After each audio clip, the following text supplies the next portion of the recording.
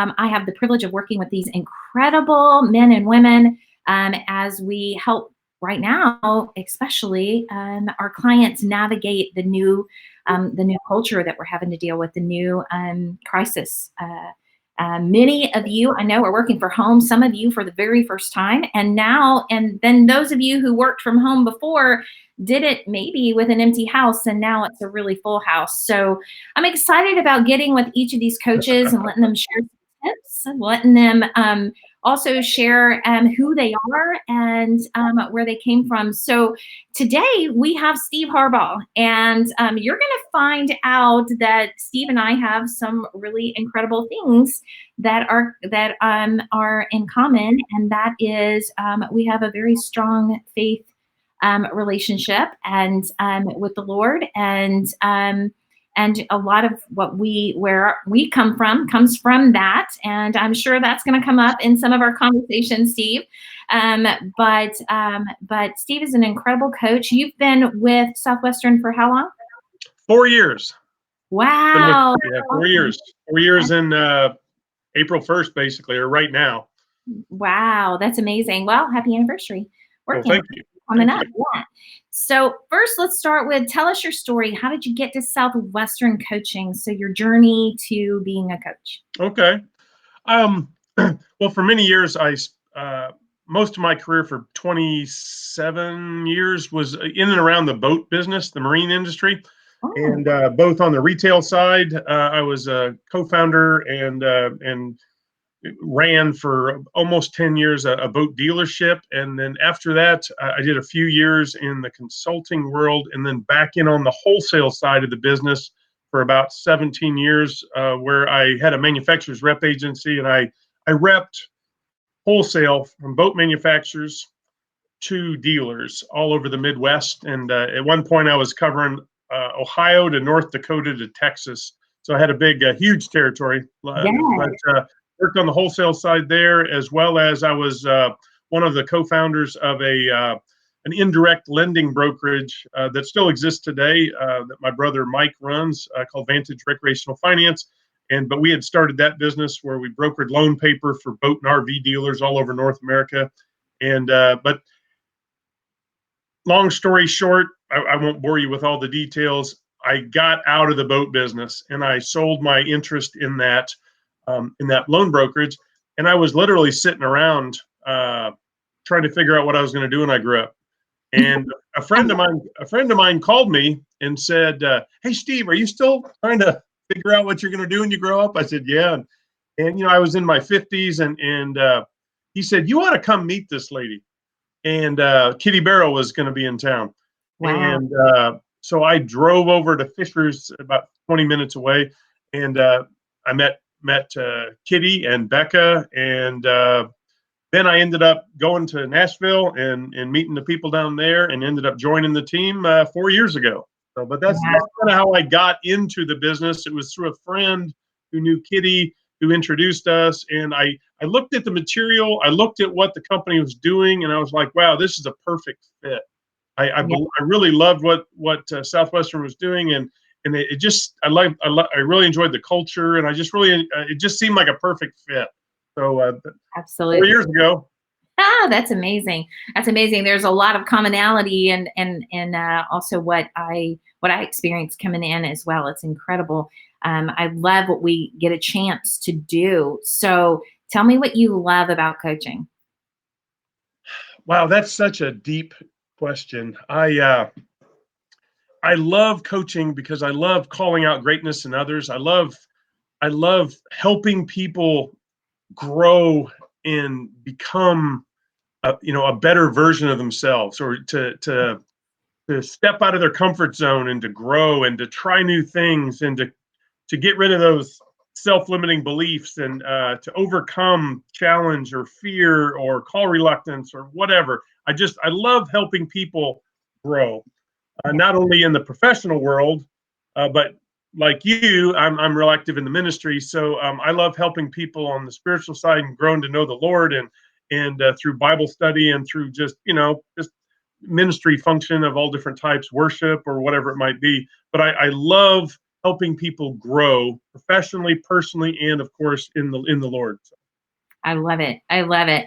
Yes, and some of you watching right now may think, do I have limited beliefs? Could I be more than I am right now? And Steve is fantastic at that. Just really, well, the answer is yes for yeah, everybody, including me. I can always continue to grow, and so can Francine. Right? yes, We can always get better.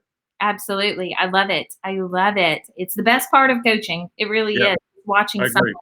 just blossom and get that aha moment of, wow, I didn't realize I could do that, right? Yeah, yeah, And so exactly. that leads us right into our next question. Tell us your favorite kind of success story.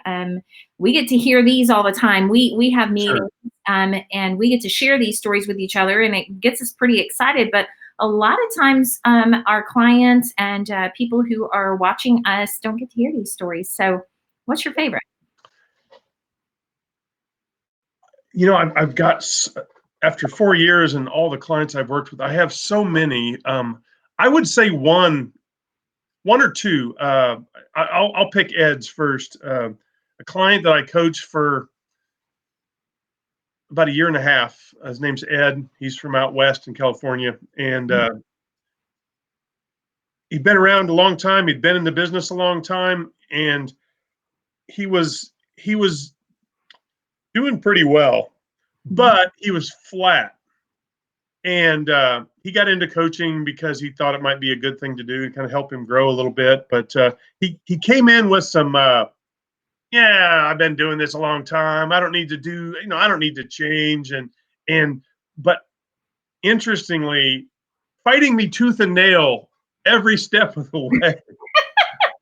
But eventually coming to a realization that, uh, wow, this really does work.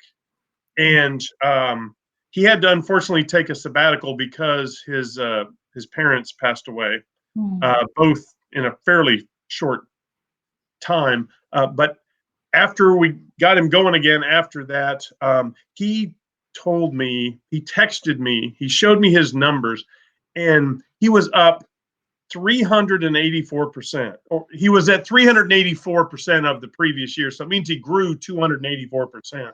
Wow. And he tried to say it was all because of me, and I'm like, no, it's because of you.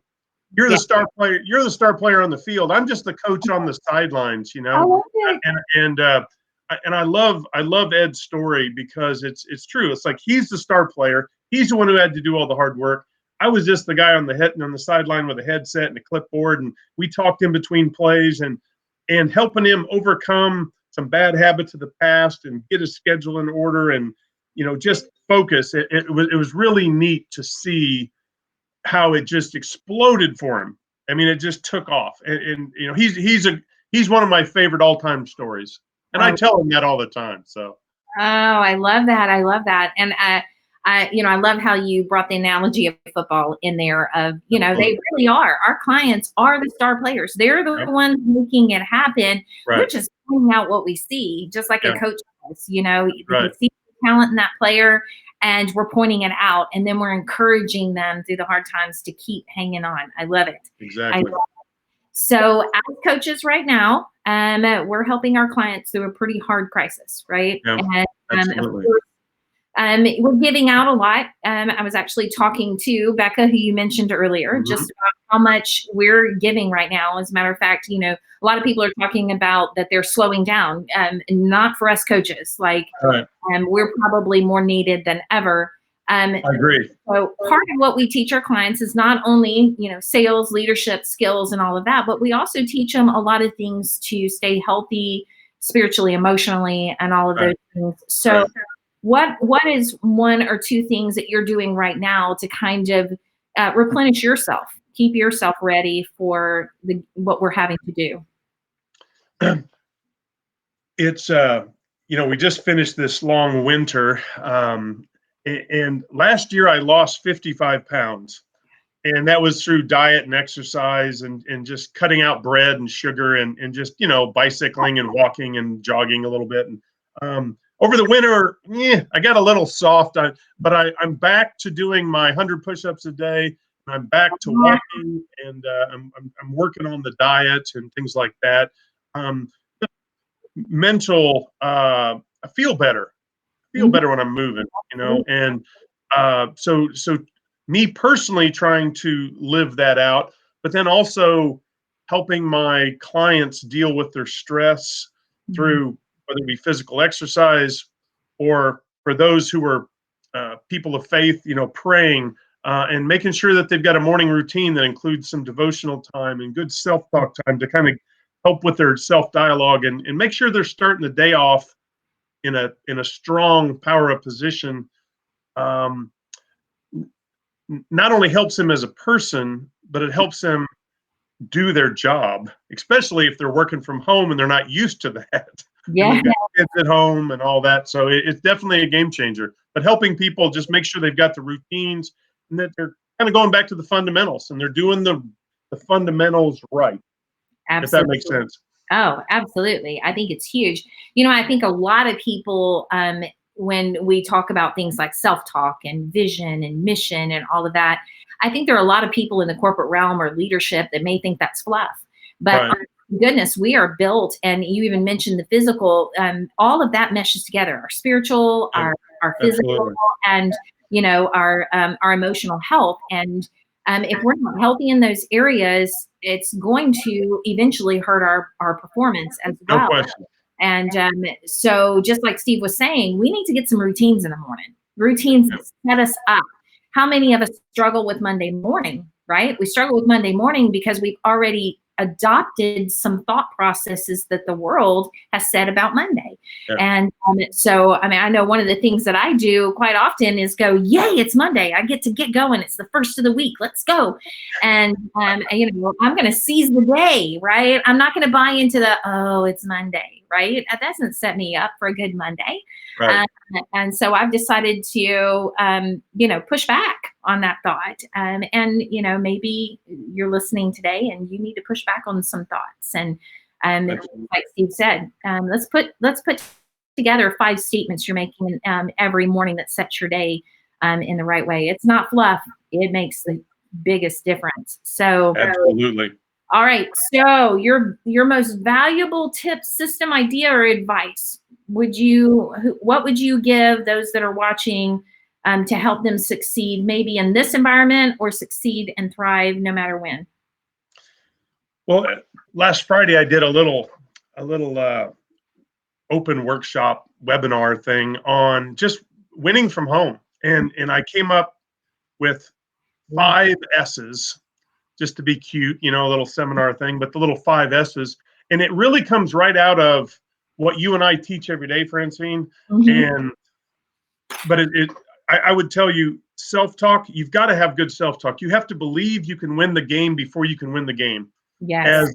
As a lot of people will tell you, or a lot of sports psychologists or coaches will tell you, most games are won or lost before they even step out of the locker room onto the playing field. You've got to believe you can win, and so you've got to have that self-talk and your self-dialogue in order first, and start off the day with prayer time, devotional time, good self-talk, and just start the day ready to win the game. Yeah. And a lot of it comes down to is, you got to be set up for success with a good place to work from home. You've got to have you got to have a good work area, a good workspace that's clutter free, and that has you got your computer screens, or some place that's quiet that you can work from, especially in Mhm. this work from home world that you and I are used to doing every day anyway. But a lot of people aren't. And Yeah. third, schedule. People have to have a good schedule. You and I, we email our schedules back and forth amongst our team, and here's my Hello. schedule for the week. And some people call it their battle plan for the week, or a game plan for the week, or here's my schedule for success, or whatever.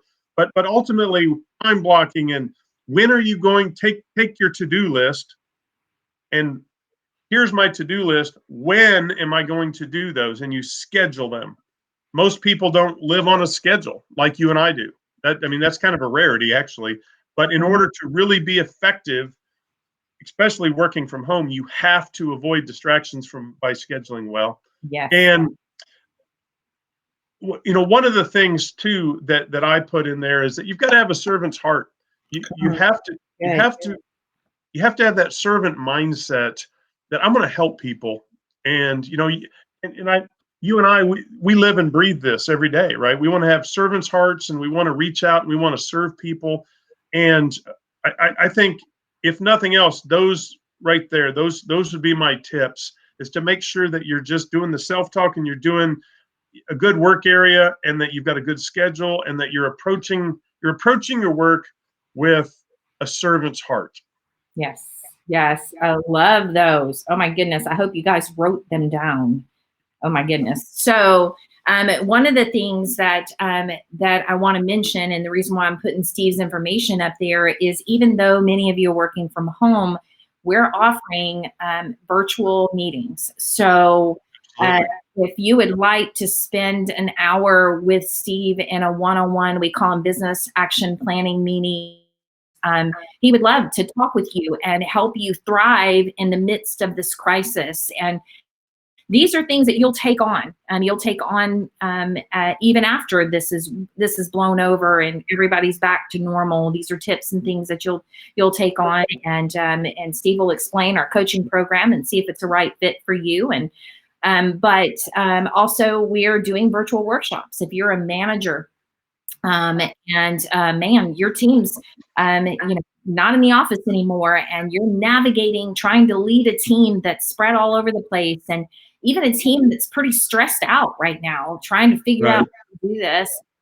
Don't leave it in your hands. Don't take on the stress. That's what we're here for, and we can do a virtual workshop, and we have lots of incredible topics to help your team. So reach out to Steve. And we'll customize them. Yeah. We'll talk about it, and we'll figure out what's the right topic for you. So absolutely. So like I said, a virtual workshop where your people can join from wherever they are, or a virtual one-on-one business action planning if you're not a manager and you don't have a team, but you still would like to hear more. I know Steve would love to share with you.